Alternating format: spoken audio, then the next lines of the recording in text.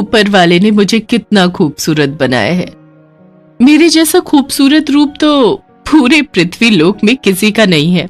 पिथौरागढ़ के महल की इकलौती राजकुमारी सौंदर्य को अपनी खूबसूरती का बहुत घमंड था। वो हमेशा से ही खुद को पृथ्वी लोक की सबसे सुंदर कन्या मानती थी, लेकिन वो जितनी सुंदर थी उतनी ही निर्दयी भी थी। ऐसे ही एक बार राजकुमारी साहिबा, माली ने कहा था आज बड़े फूल नहीं खिले हैं, इसीलिए छोटे फूल ही ले आई। अभी जाकर माली से कहो, अगर बड़े गुलाब नहीं मिले तो उसकी नौकरी चली जाएगी। सरिता दासी जल्दी से बड़े गुलाब लेने चली जाती है। तभी सौंदर्य की नजर अपने पैरों पर पड़ती है तो वो चिल्लाकर दूसरी दासी कमला से कहती है, अरे ये क्या, मेरे इन फूलों से नाजुक पैरों में चंदन न लगाकर तुमने ये रंग क्यों लगा दिया? माफ कर दीजिए राजकुमारी साहिबा, गलती हो गई। अभी के अभी दूर हो जाओ तुम लोग मेरी नजरों से। तुम सब की सब मेरे खिलाफ साजिश रच रही हो कि मुझे अच्छे से तैयार नहीं करोगी, लेकिन तुम सब के सब कान खोलकर सुन लो। मैं हूँ राजकुमारी सौंदर्य। मैं इस पृथ्वी की सबसे सुंदर राजकुमारी हूँ, और तुम कितनी भी कोशिश कर लो लेकिन तुम लोग मेरे इस रूप को नष्ट नहीं कर पाओगी। चली जाओ अभी के अभी, मेरी आंखों से दूर हो जाओ। मैं हूँ राजकुमारी सौंदर्य और मैं ही हूँ इस पृथ्वी की सबसे सुंदर राजकुमारी। राजकुमारी के दुर्व्यवहार की बात माली और दासियां जाकर राजकुमारी सौंदर्य के पिता राजा विक्रमादित्य को बताते हैं। शाम को जब विक्रमादित्य चिंता में अपने कक्ष में यहाँ से वहां घूम रहे होते हैं तो उनकी पत्नी रानी रत्नावती राजा के पास जाती है और उनसे पूछती है, क्या हुआ महाराज, आप इतनी चिंता में क्यों हैं? हमारी चिंता का एकमात्र कारण हमारी पुत्री राजकुमारी सौंदर्य है। क्यों महाराज, अब क्या कर दिया सौंदर्य ने?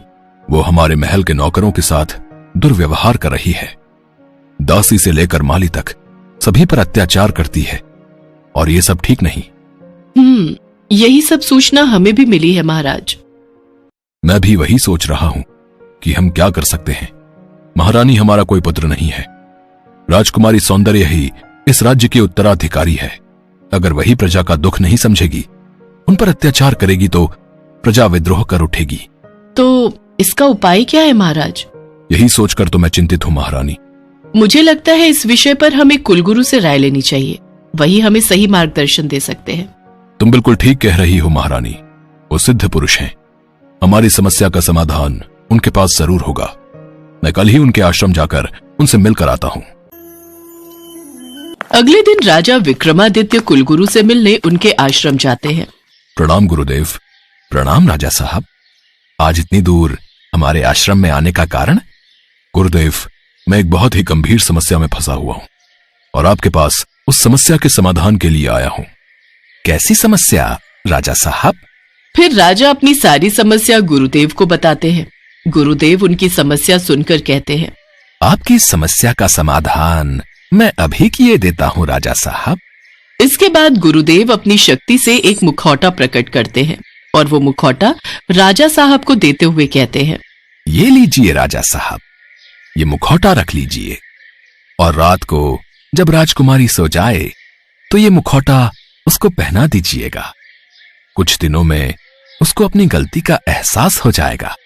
राजा वो मुखौटा अपने साथ ले जाता है। महल पहुंचकर वो सारी बात रानी को बताता है। छी छी, ये कितना कुरूप मुखौटा है, क्या मेरी बेटी इतनी कुरूप हो जाएगी? तुम गुरुदेव पर विश्वास रखो, सब ठीक हो जाएगा। रात को जब राजकुमारी सो जाती है तो राजा वो मुखौटा उसे पहना देते हैं। अगले दिन सुबह सरिता दासी राजकुमारी के लिए जूस लेकर उसके कमरे में आती है। राजकुमारी साहिबा, उठ जाइए, देखिए मैं आपके लिए जूस लाई हूँ। जैसे ही राजकुमारी सोकर उठती है तो सरिता दासी उसका कुरूप रूप देखकर डर जाती है और जोर जोर से चिल्लाने लगती है, छी छी छी, कितना कुरूप और डरावना चेहरा है ये। क्या बकवास कर रही हो? तुम्हारी इतनी हिम्मत कि हमें कुरूप कहो। अगर आपको हमारी बातों पर विश्वास नहीं तो आईने में खुद को देख लीजिए। मैं तो ये कुरूप चेहरा नहीं देख सकती, मैं तो चली यहाँ से। राजकुमारी खुद को आईने में देखती है तो डर जाती है। नहीं, ये नहीं हो सकता, नहीं नहीं, ये मेरा चेहरा, ये मेरे चेहरे को क्या हो गया? मैं इतनी कुरूप कैसे हो गई? राजकुमारी फूट फूट कर रोने लगती है। ये मेरे साथ क्या हो गया? अब मैं इस महल में नहीं रहूंगी, मैं वन में जाकर रहूंगी ताकि कोई भी मेरा ये भयानक रूप ना देख सके। राजकुमारी चेहरे को ढककर जंगल की ओर निकल पड़ती है। जंगल में चलते चलते रास्ते में उसकी नजर एक झोपड़ी पर पड़ती है और वो वहां चली जाती है। उस झोपड़ी में एक बूढ़ी औरत खाना पका रही होती है। तभी राजकुमारी जाकर उससे कहती है, क्या मुझे थोड़ा पानी मिलेगा? हाँ जरूर बेटा। कुछ देर बाद वो बूढ़ी औरत उसे पानी देते हुए कहती है, ये लो बेटा, लेकिन ये तो बताओ तुमने अपना चेहरा क्यों ढका हुआ है? जी मैं इस जंगल में राह भटक गई हूँ। तुम्हारा घर किधर है बेटा? मेरा कोई घर, कोई गांव नहीं है, कोई नहीं है मेरा। तू रो मत बेटा, अब से तू मेरे साथ ही रहना, आज से यही तेरा घर है। जंगल में रहकर राजकुमारी को कुदरत की खूबसूरती का एहसास होता है। ये पृथ्वी, ये फूल कितने सुंदर हैं और ये पक्षी कितना सुंदर गाना गा रहे हैं। सब कितने सुंदर हैं। बस एक मैं ही कुरूप हूँ, लेकिन ऊपर वाले का शुक्रिया। अगर उसने मुझे कुरूप नहीं बनाया होता तो मेरी तो पूरी जिंदगी उस महल की चार दीवारी में अपने रूप के अहंकार में ही गुजर गई होती और प्रकृति के इस असल सौंदर्य को मैं कभी पहचान ही नहीं पाती। तभी वहां एक पक्षी जिसे तीर लगा होता है वो राजकुमारी के पैरों में आकर गिरता है। हे भगवान, इस प्यारे से पक्षी को न जाने किसने चोट पहुंचाई। तुम्हें बहुत दर्द हो रहा होगा ना? तुम घबराओ मत, तुम्हें कुछ नहीं होगा। फिर वो धीरे से उस पक्षी से तीर बाहर निकालती है और उस पर जड़ी बूटी लगाकर उसे उड़ा देती है। तभी झाड़ियों के पीछे से राजकुमार आमिर, जिसने तीर चलाया था, ये सब देख रहा होता है। फिर वो राजकुमारी के पास जाता है और कहता है, कितनी दयालु और नेकदिल हो तुम, लेकिन तुमने अपना चेहरा क्यों ढका हुआ है? मैं अपना चेहरा किसी को नहीं दिखाती, अब मैं चलती हूँ। रात को भी राजकुमार आमिर को वो लड़की अपने सपने में दिखाई देती है और वो उठकर बैठ जाता है। न जाने कौन है वो लड़की, पता नहीं क्यों मेरा मन उसे देखने के लिए बेचैन हुआ जा रहा है। कल सुबह जाकर मुझे उस लड़की को ढूंढना ही होगा। अगले दिन राजकुमार फिर जंगल की ओर निकल पड़ता है। तभी उसकी नजर जंगल में बनी एक झोपड़ी पर जाती है। कोई है क्या भीतर? कौन है? कौन है? अरे ये तो वही राजकुमार है, लेकिन ये यहाँ क्यों आए हैं? जी क्या मुझे पीने के लिए पानी मिल सकता है? रुकिए, मैं अभी लाई। क्या तुम यहीं रहती हो? हाँ। मैं सुबह से ही तुम्हारी खोज में था और अब जाकर तुम मुझे मिली हो। लेकिन क्यों? मैं तुम्हें पसंद करने लगा हूँ और तुम्हें अपनी रानी बनाकर अपने राज्य ले जाना चाहता हूँ। लेकिन ये असंभव है। आप मेरा कुरूप रूप देखेंगे तो डर जाएंगे। अरे किसने कहा कि तुम कुरूप हो? इंसान की सुंदरता तो उसके मन से होती है और तुम्हारा मन तो बहुत खूबसूरत है। तुम्हारे बाहरी रूप से मुझे कोई लेना देना नहीं। अब मैं चाहता हूँ कि तुम अपना ये घूंघट हटा लो।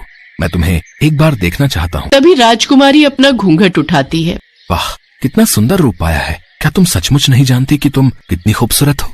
इसके बाद राजकुमार तालाब के किनारे ले जाकर उसको उसका चेहरा दिखाता है।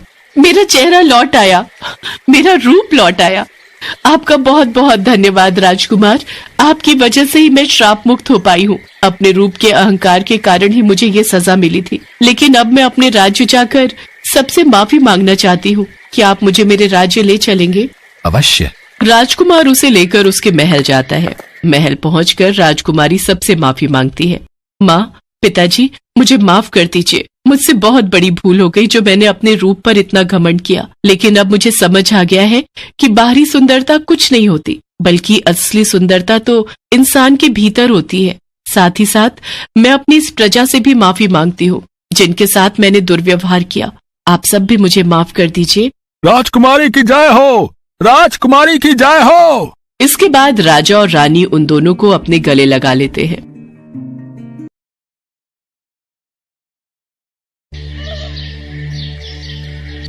मोहिनी, सभी देवगण प्रांगण में प्रतीक्षा कर रहे हैं, तो करने दो। मोहिनी के सौंदर्य और नृत्य को देखने के लिए थोड़ी प्रतीक्षा तो करनी ही होगी। ओहो, इतना अहंकार! मोहिनी, देवराज तुम्हारे इस तरह के व्यवहार से पहले ही क्रोधित हैं। देखो माया, मुझे किसी के क्रोध का कोई भय नहीं है। मैं इस स्वर्गलोक की सबसे सुंदर अप्सरा हूँ, और सिर्फ स्वर्गलोक ही क्यों, इस संपूर्ण संसार में कोई भी स्त्री ऐसी नहीं जिसका सौंदर्य मुझे चुनौती दे सके। तो यदि देवराज को अपने स्वर्गलोक की प्रतिष्ठा बनाए रखनी है तो मेरे इतने नखरे तो उठाने ही पड़ेंगे। जाओ, जाकर सबसे कह दो कि आज मैं नृत्य प्रदर्शन नहीं करूंगी, मेरा मन नहीं है। वैसे मोहिनी ने कुछ गलत नहीं कहा था। वास्तव में वो स्वर्गलोक की सबसे सुंदर अप्सरा थी और नृत्य कला में भी उससे बेहतर कोई नहीं था। और मोहिनी को इस बात पर बहुत घमंड था। क्या मोहिनी की इतनी चेष्टा? जाओ, उस दुष्ट और अहंकारी स्त्री को बंदी बनाकर यहाँ लेकर आओ। स्वर्गलोक के सैनिक तुरंत मोहिनी के कक्ष में पहुंचे और उसे बंदी बनाकर स्वर्ग की सभा में ले आए। बेड़ियों में जकड़ी हुई मोहिनी गुस्से से लाल हो रही थी। देवराज, मेरे साथ इस तरह के व्यवहार का क्या तात्पर्य है? मोहिनी, तुम जैसा व्यवहार करती आई हो, ये उसी का फल है। तुम्हारे नृत्य प्रदर्शन की ख्याति सुनकर आज स्वर्गलोक में कई अतिथि पधारे थे, किंतु तुमने मेरे आदेश की अवहेलना करके इन सभी के समक्ष स्वर्गलोक की अवमानना की है। तो इसी कारण तुम यहाँ एक दोषी के रूप में लाई गई हो। ओह, अब समझी। आप यदि अभिमान करें तो उचित है, किंतु अगर एक स्त्री अपने सौंदर्य और कला पर अभिमान करे तो वो दोषी हो गई। ठीक है, मैं भी देखती हूँ कि मेरे बिना कैसे चलेगा ये स्वर्गलोक। मेरे समान सुंदर स्त्री इस संपूर्ण संसार में कोई नहीं है, तो मैं जहाँ भी रहूं मेरे प्रशंसक और मुझे प्रेम करने वाले मुझे मिल ही जाएंगे। नहीं मोहिनी, ये सत्य नहीं है। कुरूप व्यक्ति भी प्रेम का पात्र होता है। देवराज, आपसे इतनी मूर्खता भरे कथन की अपेक्षा नहीं थी मुझे। इस संसार में कुरूपता ही सबसे बड़ा अभिशाप है। कोई भी स्त्री यदि कुरूप है तो उसका जीवन नरक के समान ही है। तो मोहिनी, अब तुम्हें इसी नरक को भोगना होगा, क्योंकि तुम्हारे जैसी अहंकारी स्त्री के लिए इस स्वर्ग में कोई स्थान नहीं है। इतना कहकर देवराज ने मोहिनी को एक सुंदर अप्सरा से एक बहुत ही बदसूरत महिला में बदल दिया। और जैसे ही मोहिनी को इस बात का एहसास हुआ, वो देवराज के सामने फूट फूट कर रोने लगी। क्षमा कर दीजिए प्रभु, कुरूप होने से तो अच्छा आप मुझे मृत्यु दंड दे दीजिए। नहीं मोहिनी, तुम्हें सत्य का ज्ञान हो, इसके लिए तुम्हें यह दंड भुगतना ही होगा।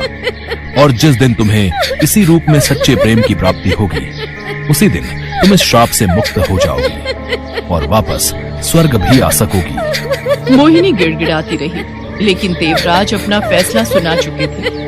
कोयले से काले रंग, रूखे सूखे बाल और अजीबो गरीब नाक नक्श के साथ देवराज ने मोहिनी को स्वर्गलोक से पृथ्वी लोक पर इंसानों के बीच भेज दिया, जहां अब मोहिनी दर-दर की ठोकरें खाने लगी।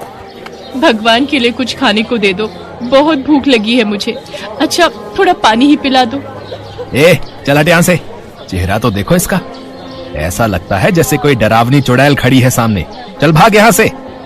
उस आदमी के हड़काने पर भी जब मोहिनी वहां से नहीं हटी, तो उस आदमी ने उसे मारने के लिए एक मोटा डंडा उठा लिया, जिसे देखकर मोहिनी डर गई और वहां से दूर जाकर फुटपाथ पर बैठकर रोने लगी। इतना अपमान! वास्तव में ये तो नरक से भी बुरा है। मोहिनी हार चुकी थी। पहले तो सुंदरता खोने का दुख, और अब भूख और प्यास ने उसे पूरी तरह तोड़ दिया था। वो खुद को खत्म कर देना चाहती थी और इसी इरादे के साथ वो बीच सड़क की तरफ जाने लगी, जहां बहुत तेज ट्रैफिक चल रहा था। लेकिन तभी ये क्या कर रही हो? तुम देख नहीं सकती हो तो बिना किसी को साथ लिए क्यों सड़क पार कर रही थी? क्या मतलब है तुम्हारा? मैं कोई अंधी नहीं हूँ, और तुमसे कहा किसने था यहाँ बीच में आकर महान बनने को? मैं यहाँ सड़क के बीच मरने ही आई थी, लेकिन तुमने सब बर्बाद कर दिया। ये क्या कह रही हो? इंसान का जीवन तो भगवान का अनमोल उपहार है, तुम इसे कैसे खत्म कर सकती हो? उपहार? जरा देखो मुझे, इस चेहरे और रंग के साथ मेरा ये जीवन नरक के समान है। भूख और प्यास से बुरा हाल है मेरा, न कोई घर है न कोई रिश्तेदार। अब तुम ही बताओ कि मैं जीकर करूं भी तो क्या? उस लड़के का नाम सूरज था, जो पास ही बन रहे हाईवे पर मजदूरी किया करता था। सूरज की कमाई भले ही बहुत कम थी, लेकिन उसका दिल बहुत बड़ा था। वो मोहिनी की मदद करना चाहता था, लेकिन अब तक की बातचीत में वो मोहिनी के जिद्दी स्वभाव को तो समझ ही गया था। ठीक है, अगर तुम्हें मरना ही है तो मैं क्या कर सकता हूँ, लेकिन मेरी राय है कि किसी को भी भूखे पेट नहीं मरना चाहिए। वहां पास ही मेरा घर है, मेरी माँ ने गर्मा गर्म खाना बनाकर रखा होगा। चलो पहले चलकर खाना खा लो, फिर तुम्हारा जो मन करे वो करना, मैं तुम्हें नहीं रोकूंगा। सूरज की बात मानकर मोहिनी उसके साथ चल दी। सूरज अपनी बूढ़ी माँ के साथ एक टूटी झुग्गी में रहता था, जिसे देखते ही मोहिनी ने मन में सोचा, उफ, ये भी कोई रहने की जगह है, यहाँ कोई कैसे रह सकता है। मोहिनी अपने हाल पर दुखी तो थी लेकिन शर्मिंदा नहीं, इसलिए उसे सूरज और उसका घर बिल्कुल पसंद नहीं आ रहा था। लेकिन फिलहाल उसके पास और कोई चारा नहीं था। सूरज की माँ ने उसे बैठने को कहा और फिर बड़े ही प्यार से उसके लिए अपने हाथों से बनाई हुई खिचड़ी लेकर आई। लो बेटी, खा लो, और ये अचार भी ले लो। ये क्या है? ये खिचड़ी है, एक बार खाओगी तो बार बार मांगोगी। मेरी माँ के हाथों का स्वाद ही कुछ ऐसा है। क्या बोल रहा है ये? इतना बुरा दिखने वाला खाना भला स्वादिष्ट कैसे हो सकता है? लेकिन क्या करूं, अभी तो मुझे इसे खाना ही पड़ेगा। मोहिनी ने बेमन से उस खिचड़ी को खाना शुरू किया, लेकिन जैसे जैसे वो खाती गई उसे स्वाद आता रहा और देखते ही देखते उसने सारी खिचड़ी खत्म कर दी।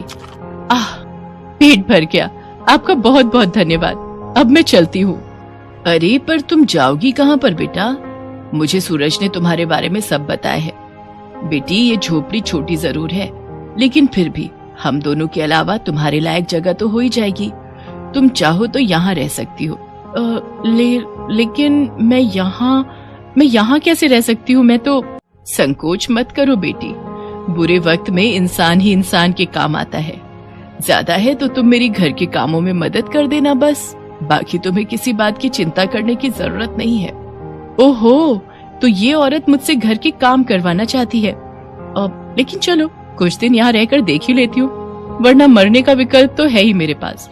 ऐसा सोचकर मोहिनी सूरज के घर में ही रुक गई। लेकिन जैसे जैसे वक्त बीता मोहिनी की सोच बदलती गई।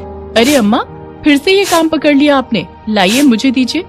अरे मुझे करने दे बिटिया, तू क्या क्या करेगी?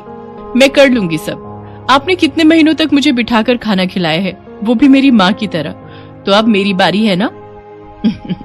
ठीक है, तो ले फिर। अच्छा सुन बेटी, आज शाम को सूरज जल्दी घर आएगा, फिर हम सब बाजार घूमने चलेंगे, ठीक है? सूरज और उसकी माँ मोहिनी की हर जरूरत का ध्यान रखते थे और उससे बड़े ही प्यार से बात करते थे। यही वजह थी कि मोहिनी अपने बदसूरत चेहरे के बारे में भूल ही गई थी और काफी खुश भी रहने लगी थी। फिर उसी शाम बाजार में, वाह कितने सुंदर वस्त्र हैं, कितना समय हो गया ऐसे वस्त्र पहने हुए।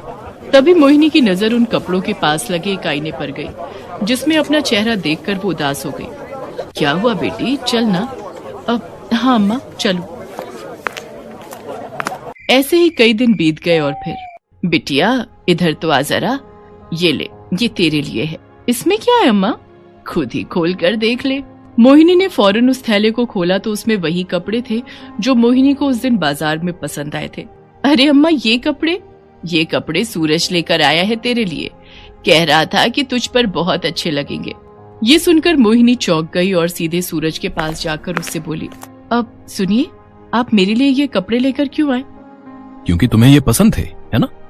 पसंद तो थे, पर शायद मैं इन्हें पहनने के लायक नहीं हूँ। ये कपड़े तो किसी सुंदर लड़की को पहनने चाहिए। नहीं मोहिनी, एक बार मेरी नजर से देखो, तुम बहुत सुंदर हो। जब से तुम मेरी जिंदगी में आई हो, सब कुछ कितना अच्छा हो गया है। मेरी माँ कितनी खुश रहने लगी है, और फिर मेरी तनख्वाह भी बढ़ गई है। और क्या? और अब मैं तुमसे अपने दिल की बात और नहीं छिपा सकता। मोहिनी, सच तो यह है कि मैं तुम्हें बहुत पसंद करने लगा हूं। मैं चाहता हूं कि तुम हमेशा हमारे साथ रहो, मेरी पत्नी बनकर। मोहिनी को अपने कानों पर विश्वास नहीं हो रहा था। वो समझ नहीं पा रही थी कि आखिर कोई उसे इस रूप में कैसे पसंद कर सकता है। उसे सूरज की आंखों में अपने लिए सच्चा प्रेम साफ दिखाई दे रहा था। और तभी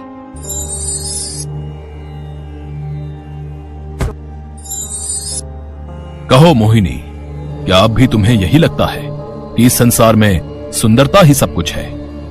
नहीं प्रभु, मुझे सत्य का ज्ञान हो गया है। मैं समझ गई हूँ कि तन की सुंदरता से ज्यादा मन की सुंदरता का मूल है। तो ठीक है, अब स्वर्ग के द्वार तुम्हारे लिए खुले हैं। अब क्षमा कीजिए प्रभु, मैं पहले भी स्वर्ग का निरादर कर चुकी हूँ, लेकिन अब फिर से नहीं करना चाहती। अब यही मेरा स्वर्ग है, जहाँ से मैं कहीं नहीं जाना चाहती। और प्रभु, एक विनती और है आपसे, मुझे वापस वही मोहिनी बना दीजिए, ताकि मैं यहाँ अपने परिवार के साथ सुख से रह सकूं। मोहिनी की बात सुनकर देवराज मुस्कुरा दिए और फिर उन्होंने वही किया जैसा मोहिनी चाहती थी। अब मोहिनी एक सुंदर अप्सरा नहीं बल्कि एक साधारण इंसान थी, जो भले ही देखने में बहुत सुंदर ना हो, लेकिन फिर भी उसके पास सब कुछ था। हेलो दोस्तों, कैसे हैं आप सब? हमारी कहानियाँ देखने के लिए हमारे चैनल को सब्सक्राइब कीजिए और हाँ, बेल आइकॉन पर क्लिक करना मत भूलिएगा।